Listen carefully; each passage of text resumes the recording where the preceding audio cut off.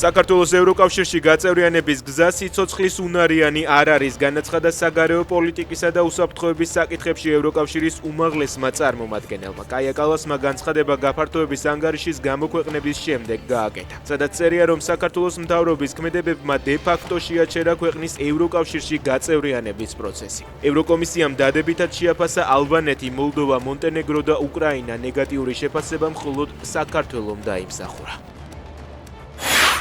ოპოზიციური პარტიების, მათ შორის ერთიანობა ნაციონალური მოძრაობის აკრძალვის შესახებ ოცნების საკონსტიტუციო სარჩელს განიხილავს მოსამართლე, რომელიც ნაციონალური მოძრაობის ხელისუფლებაში ყოფნის დროს პროკურორი იყო. ვასილ როინიშვილი როინ შავაძის საქმის დროს აჭარის პროკურორი იყო. ახლა შავაძის საქმე სარჩელში ოცნებას მითითებული აქვს როგორც ერთიანობა ნაციონალური მოძრაობის აკრძალვის ერთ-ერთი საფუძველი. 11 წლის ბიჭის გაუპატიურების ბრალდებით დაკავებულ 73 წლის კაცს ბრალი წარუდგინეს, მას 20 წლამდე ან უვადო პატიმრობა ემუქრება. გავრცელებული ინფორმაციით ბიჭმა მომხდარის შესახებ ოჯახს თავად უამბო. მუნთან დაკავშირებით პანიკის საფუძველი არ არსებობს, ამბობს კანისა და ვენცნეულებათა ეროვნული ცენტრის დირექტორი. ექიმის თქმით, მუნის სიმპტომებით მიმართვიანობის ზრდა არ დაფიქსირებულა. დაავადების გამოვლენის შემთხვევაში კი მისი მართვა მარტივად ხდება.